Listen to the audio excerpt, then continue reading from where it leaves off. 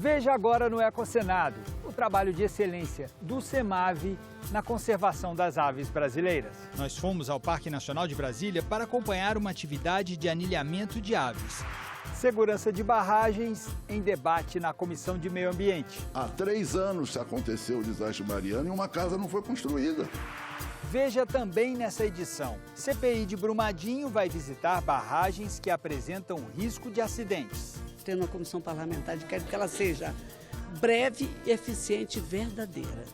No quadro Tela Ambiental, os encantos da Dona Flor da Chapada dos Veadeiros. E um projeto que promove o reaproveitamento do lixo orgânico na capital da República.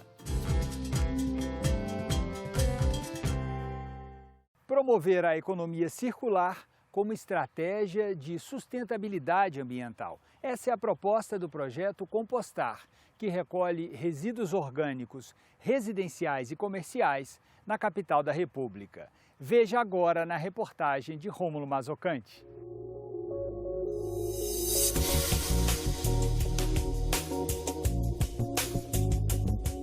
Diariamente, Alana sai em busca de resíduos orgânicos em estabelecimentos comerciais e residências. Olá, meninas. Olá, Marta. Olá, Alana. Tudo bem? Tudo bom. Marta, o que você traz para Alana? Eu trago os resíduos orgânicos que eu armazenei durante a semana. E vai armazenar mais? Vou armazenar mais para ela coletar na próxima semana. Que tipo de resíduo você coloca? Casca de ovo, borra de café, casca de legumes, de frutas, sementes, tudo que é compostável, que ela orienta, que eu posso colocar, eu coloco nesse baldinho. Maravilha. Lá vem a Alana com mais alguma coisa para você. Aqui, Marta, é o adubo produzido com os resíduos. Esse já é o adubo resultante dos resíduos coletados nas casas. A gente coleta e aí leva para o nosso pátio e faz o adubo. E o resultado é esse aqui. Marta, e esse adubo vai ser utilizado como? Na horta e nas minhas plantas. Vamos conhecer essa horta? Vamos.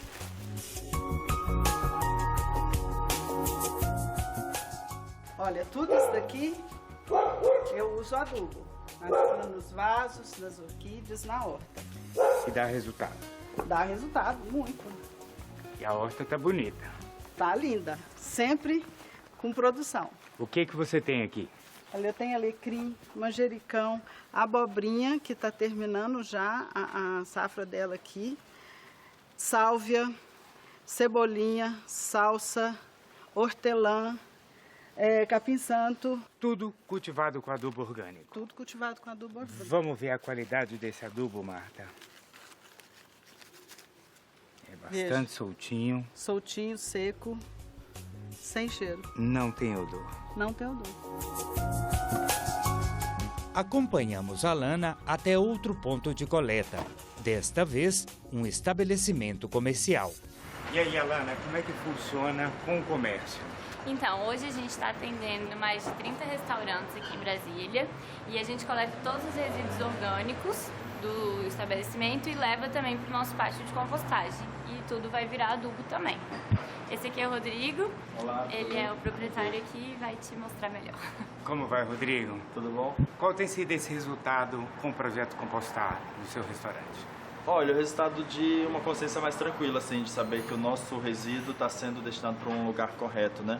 A gente sempre teve muitos problemas com os containers aqui, do fedor, mau cheiro e tudo mais, que nada mais é do que esse orgânico que fica num lugar totalmente indevido. Então, a gente consegue destinar hoje 100% do nosso orgânico para compostagem. Vamos ver isso lá na cozinha? Bom, e aqui é onde a gente tem esses tambores que a Compostar fornece para a gente. E é onde a gente destina todo o material para ser levado. Aproximadamente quantos quilos de resíduos por semana? Olha, chega próximo de 300 quilos. Em torno de 250, 300 quilos por semana. E aí, como eu falei, entra as aparas das folhagens, entra o desperdício dos pratos dos próprios clientes, né, que também vai lá embaixo. Também algum desperdício que há de comida, né, do nosso buffet que volta. Papel sem tinta, então papel toalha, guardanapo, palito de dente. E tem uma trava de segurança, né? Isso. Para não sair odor. Exatamente.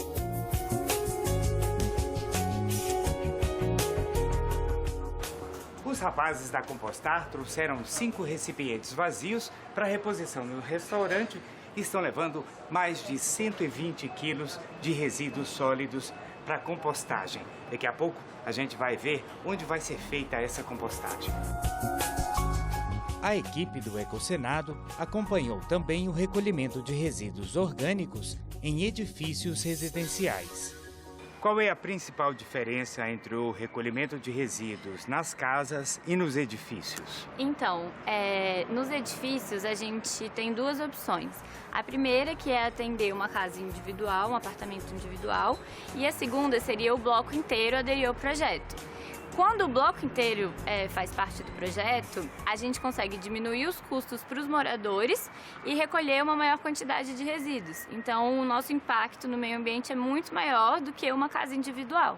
Os edifícios também recebem adubo orgânico? Recebem, eles recebem ou o adubo ou as mudinhas. Então, eles podem utilizar isso na horta comunitária do prédio ou individual em cada apartamento. Olá, tudo bem? Tudo bom? Olá, como vai? Seja bem-vindo, por favor. A Desirê participa do projeto Compostar há mais de um ano. Desirê, como você ficou sabendo do projeto? Eu fiquei sabendo através do Facebook. Eu já estava procurando uma alternativa para compostar o meu lixo orgânico. E aí, quando eu encontrei o projeto Compostar, somou forças. Eu achei que super combinou com o que eu precisava, algo prático, algo rápido e que eu pudesse manter em casa. Sua coleta é semanal. Como é manter os resíduos em casa durante uma semana? O baldinho em si ele não ocupa muito espaço, então eu coloquei ele do lado do meu lixo reciclável, do meu lixo seco, que eu já mantinha isso em casa. E ele é ótimo porque ele não dá cheiro, ele não atrai insetos e é só cuidar dele direitinho que não tem problema nenhum. Por último, fomos conhecer o pátio do projeto Compostar, onde os resíduos são transformados em adubo orgânico. O processo da compostagem é um processo natural de decomposição de matéria orgânica. O que a gente faz aqui é controlar o ambiente para que a gente consiga ter isso da maneira mais eficiente e mais rápida possível. Então, uma das maneiras é fazendo a proporção carbono-nitrogênio. Aqui a gente tem uma pilha de material seco, matéria seca triturada, que a gente utiliza para misturar com os resíduos orgânicos que vêm das residências e dos restaurantes de Brasília. Então a gente mistura isso, criando uma proporção e traz esse material aqui para as leiras de compostagem. Que são essas leiras, essa aqui tem aproximadamente 20 metros de comprimento por 2,5 de largura. Aqui vão caber algumas toneladas de resíduo orgânico. Então a gente tem que colocar aqui, misturar e depois cobrir com palha. A palha ela é uma maneira de manter também a temperatura e evitar que tenha moscas, insetos e que dê mau cheiro. Aqui ela vai entrar em decomposição com o auxílio de oxigênio, e bactérias e fungos aqui que vão estar decompondo essa matéria, estabilizando ela e transformando num adubo de muita qualidade. Então o mais interessante é que isso tudo, aqui ele é feito de forma controlada, sem trazer prejuízos ao meio ambiente. Todas as leiras elas são impermeabilizadas e a gente tem um dreno embaixo que vai conduzir todo o líquido para esses tubos aqui. Aqui a gente tem a caixa de gordura onde vai receber e depois distribuir para os reservatórios, que são as caixas d'água que vão estar recebendo esse material. E esse líquido depois ele pode ser utilizado para adubação de plantas na forma líquida.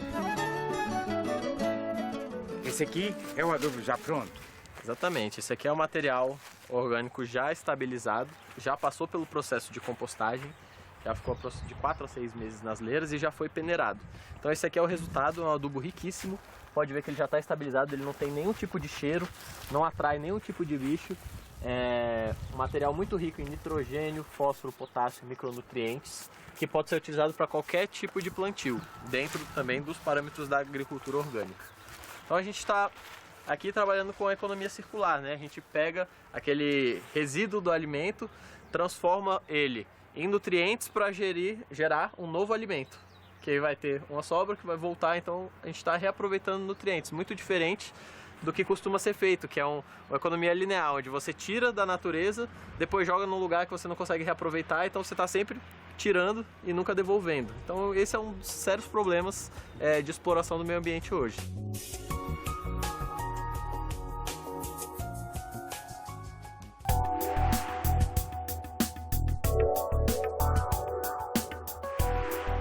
autoria da senadora Leila Barros, o PL 550 de 2019 altera a Política Nacional de Segurança de Barragens, criando novos instrumentos para a sua implementação. A proposta destaca a responsabilidade civil dos empreendedores, de forma a agilizar o pagamento da reparação de danos em casos de acidentes como o que ocorreu esse ano em Brumadinho, Minas Gerais. A matéria foi aprovada em caráter terminativo na Comissão de Meio Ambiente do Senado e agora será analisada pela Câmara dos Deputados. A questão da segurança de barragens esteve na pauta de 4 comissões do Senado: Meio Ambiente, Desenvolvimento Regional, Infraestrutura, além da CPI de Brumadinho. Veja agora nos destaques das comissões.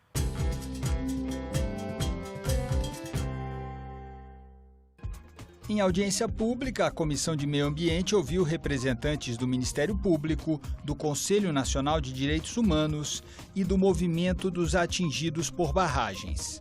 A insegurança com o atingido, ela começa quando ele tem notícia que vai acontecer uma barragem. Aonde foi reconhecido a legitimidade desses movimentos, dessas instâncias, há mais segurança nas barragens. As agências reguladoras são absolutamente imunes à participação social e as empresas econômicas absolutamente irresponsáveis nesse sentido. A senadora Leila Barros pediu que o movimento dos atingidos por barragens apresente sugestões ao PL 550, já aprovado aqui no Senado e que agora deve ser analisado na Câmara dos Deputados. A autora do projeto, a senadora destacou que a proposta promove alterações na Política Nacional de Segurança de Barragens. Uma resposta para essas pessoas, para a população, para os atingidos, para aqueles que ainda estão em áreas de risco, que isso é uma aflição de todos nós. Armazenar coisas com barreiras relativamente precárias tem um potencial de risco iminente, natural, normal,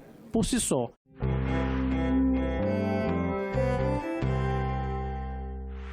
A primeira decisão da comissão foi convocar o ex-presidente da Vale, Fábio Schwartzman, e o atual, Eduardo Bartolomeu, para dar explicações sobre o acidente. Nós vamos dar a eles a possibilidade de se apresentarem juntos ou possivelmente separados. Já foi definido que os parlamentares vão ouvir todos os envolvidos que prestaram depoimento às autoridades. Também decidiram a necessidade de diligência nas barragens consideradas mais problemáticas. Pelo menos as 5 ou 10 que estão em situação mais crítica, eu acredito que seria de bom tom dessa comissão fazer a elas, essa CPI, fazer uma diligência para checar a situação dessas barragens. O relatório produzido pela Comissão de Desenvolvimento Regional ao longo de 2018 traz a análise da situação das 24.092 barragens catalogadas no Brasil. Delas, 3.543 foram classificadas como de risco e o estado de 45 é muito preocupante. O relator diz que faltam recursos para fiscalização e que nem o desastre de Mariana, em 2015, sensibilizou as autoridades para o problema. Só agimos, sempre repito isso, como bombeiros. Há a catástrofe, aí o governo se faz presente.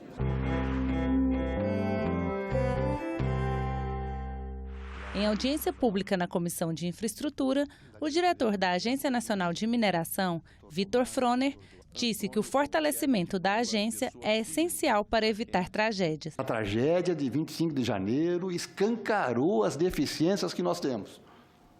Escancarou. Né? Nós precisamos ter orçamento, nós precisamos complementar a estrutura da agência. Nós vamos tratar desse tema novamente com maior profundidade, num debate com a participação de técnicos, de especialistas. E eu gostaria, desde já, contar aqui com a presença da agência, que é fundamental.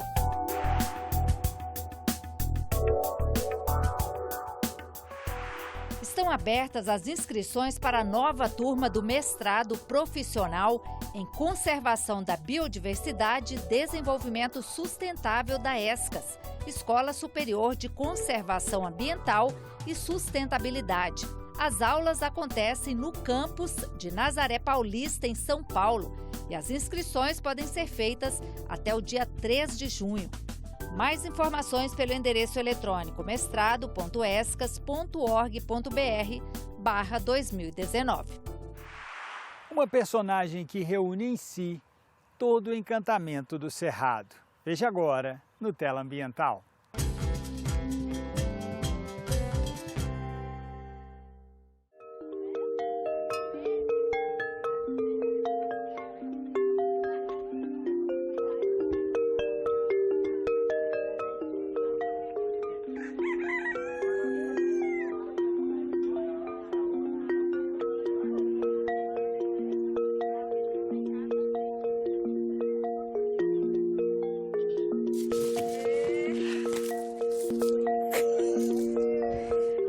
Que agora vocês podem ir embora, que a onça não me come, não. Nós viemos até a Faculdade de Comunicação da Universidade de Brasília para encontrar a Érica Bauer, diretora do filme Flor do Moinho. Érica, conta pra gente como é que foi o processo desse filme, como é que você conheceu a Dona Flor? Bom, a Dona Flor foi um encantamento, né? A gente leu, minha amiga, eu tenho uma amiga chamada Flor também, que tinha tido acesso a uma tese de doutorado sobre a Dona Flor. A gente já estava em busca dessa ancestralidade para falar um pouco sobre isso, sobre esse universo feminino. E aí a gente se deu conta que tinha um personagem maravilhoso, com grandes ensinamentos. Fomos lá visitar a Dona Flor. Foi um processo também de conhecimento, porque não é chegar e conhecer e fazer o filme. Então foram 2, 3 anos indo ao moinho. O moinho fica perto de Alto Paraíso, 12 quilômetros. Íamos lá, tomávamos café com a Dona Flor, registrava. Boa tarde. Boa tarde, Ivone. Tudo bom? Tudo. E você? Quanto tempo, Dona Flor? Pois é, mulher. Saudade. Quero Eu fazer uma também. consulta com a senhora. Mas consulta do quê? Ivone, seu caso não é muito complicado, não. Mas eu acho que você tem que mudar um pouco a sua alimentação. Você come muito passado da hora. E essa dor que você está sofrendo aí é gases. E tá atacando gastrite já em você. E você é muito ansiosa também. É? Mas onde já tá vendo isso? Eu tô vendo na sua cara. Ah, bom. Quem que é essa Dona Flor, essa personagem da Chapada dos Veadeiros, né? Uma legítima serratense, para usar o jargão do historiador Paulo Bertrand, né? Quem que é a Dona Flor do filme? Bom, a Dona Flor é o próprio Cerrado. Ela é uma grande mulher que teve 13 filhos, adotou mais 13, mais 13, mais 13, fez parto de mais de 300 crianças, raizeira, uma mulher que sabe profundamente o processo da vida, o nascimento, o crescimento, o adoecimento, e para cada doença ela tem um chá, uma sabedoria para te dar. Eu não aprendi a mexer com erva com ninguém, porque eu adoecia, morava nos matos. Não tinha médico, não tinha remédio. Eu ia pro mato, aquela erva que eu visse lá, que eu via que servia para alguma coisa, eu levava para casa. Aí quando eu sentia uma dor, sentia alguma coisa, eu fazia e bebia. Quem primeiro usava meus remédios, que hoje eu receito pros outros, eu bebia primeiro. Porque se fizesse mal, fazia a mim.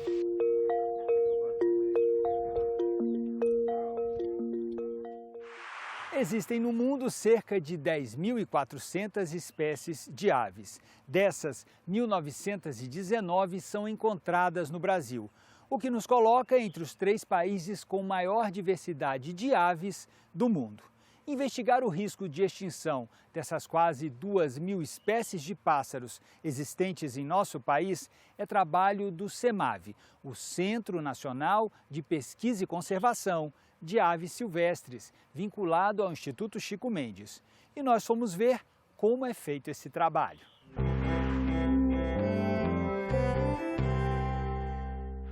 O CEMAV é um dos 13 centros de pesquisa e conservação geridos pelo Instituto Chico Mendes. A sede nacional fica em Cabedelo, na Paraíba, mas existem 2 bases avançadas, uma em Florianópolis e a outra em Brasília. Nós fomos ao Parque Nacional de Brasília para acompanhar uma atividade de anilhamento de aves e para entender melhor o que está sendo feito em nosso país para conservar esse fantástico patrimônio biológico. A gente veio com a Renata até esse ponto aqui do Parque Nacional, uma região de mata-galeria, onde está sendo feito o trabalho de anilhamento. Aqui foi montada uma estação de anilhamento e nós vamos encontrar com a Rita, que veio mais cedo para cá, preparando os instrumentos de trabalho, não é isso, Renata? Renata, explica pra gente o que é esse trabalho que está sendo feito aqui. A técnica de anilhamento, ela tem diversas utilizações, como, por exemplo, o monitoramento de populações e comunidades, os estudos de longevidade, estudos de migração, estudos populacionais. A gente tem utilizado mais nas unidades de conservação para fazer o monitoramento das comunidades de aves. Então, a gente arma as redes de neblina, onde a ave, ao entrar em contato com a rede, ela fica presa. Nós vamos lá, tiramos essa ave da rede, colocamos dentro de um saquinho de pano e trazemos aqui para a estação de anilhamento.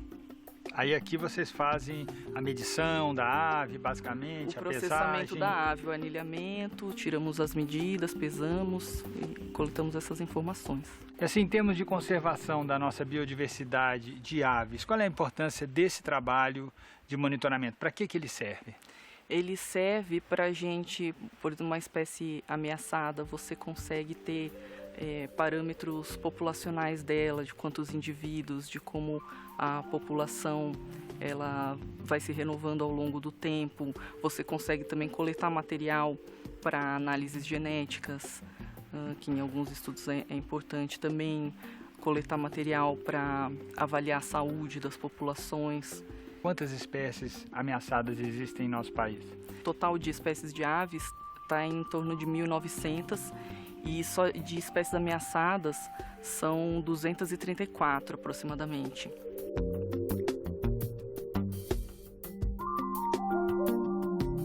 A gente vai ver agora o que é necessário para esse trabalho de anilhamento de aves. A Rita, que está aqui ao meu lado, é que vai explicar para a gente. Ela preparou essa mesa aqui com várias ferramentas, não é isso, Rita? Que são necessárias para o anilhamento, não é? Explica para a gente, Rita, como é que isso é feito. Então, quando a gente chega com a ave dentro de um saquinho, como esse aqui, nós temos as pesolas, né, dependendo do peso. Então, a gente primeiro pesa, depois a gente, com a ajuda desses guias aqui, a gente identifica a ave. E, posteriormente, a gente vai colocar o anel metálico, que são as anilhas do CEMAV, né? Para a gente colocar as anilhas, é necessário que a gente saiba qual a espessura do tarso da ave, que é com essa régua aqui que a gente mede, ou com um taquímetro, para ver qual é o tamanho do tarso. E baseado nisso, a gente vai saber qual a anilha exata, correta para o anilhamento, né? Tem desde as mais finas, que são a de letra A, que é para o tarso de beija-flor, até as grandes, como a Z, né? Que aí já são para aves marinhas, que a gente não usa aqui, claro. E aí nós temos alicates também, alicates próprios para o anilhamento. Esse alicate aqui, ele é usado para abrir a anilha, apenas para abrir. Réguas também, e com a ajuda de régua e taquímetro nós vamos tirar as medidas necessárias. Asa, tamanho do bico, cauda. Em campo a gente anota todas essas medidas que a Rita disse nessa planilha e depois a gente passa, digitaliza esses dados e envia relatórios ao Sistema Nacional de Anilhamento, que é coordenado pelo CEMAV. Os dados de anilhamento do Brasil inteiro, de todos os pesquisadores que estão trabalhando com anilhamento, vão para o banco de dados do SNA. Quer dizer, não é só o CEMAV que faz esse anilhamento? Não, nós coordenamos, são vários pesquisadores espalhados pelo Brasil e nós temos esses dados todos desde o início de 1977 armazenados no nosso banco de dados do SNA. Agora a gente vai, na companhia da Rita e da Renata, lá no ponto onde foram montadas as redes. Vamos lá para ver se alguma ave já foi capturada para dar continuidade aqui no trabalho. Vamos lá, Rita? Vamos. Vamos, Renata.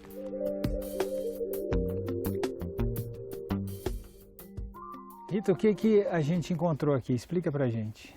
Então, essa ave estava presa aqui na parte de baixo, né, da rede? Na parte de baixo, na primeira bolsa que chama, que é essa aqui, né, que estava até empoleirado aqui num galinho de planta. E a primeira providência da gente é retirar para que ele não sofra estresse, né? Ele está bem enroscado aí, né? Essa rede estava com um buraco aqui, ó, que isso atrapalha um pouco. A primeira providência é tirar as patas.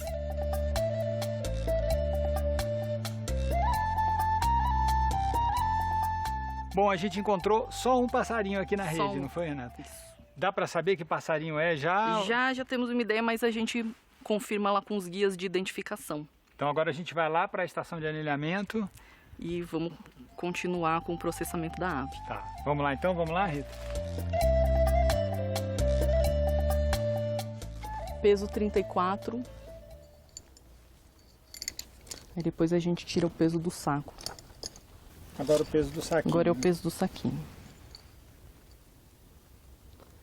23. 23, então... Então ele tem 11 gramas. 11 gramas. Aí agora a gente vai medir aqui o diâmetro do tarso. Confirmando a identificação da ave, é o pula-pula de barriga branca, que é o antigo Basileuterus hipoleucus, hoje em dia Basileuterus culicívoros hipoleucus. Essa, por acaso, é uma espécie ameaçada, não? Não, é uma espécie comum. Mas você sabe se é um macho, se é uma fêmea? Essa espécie ela não tem dimorfismo, então a gente não consegue saber qual que é o sexo do indivíduo. É um adulto, só dá para saber que é um adulto. Ele não é um juvenil, que o juvenil tem outras características aqui que a gente conseguiria identificar, como comissura labial, a ossificação do crânio. Esse daqui já está com plumagem de adulto, sem muda na asa, sem muda na cauda. Agora a gente libera ele de volta para a natureza, devolve no ambiente dele. Geralmente a gente solta eles próximos ao solo. Ok, vamos fazer a soltura então? Vamos lá.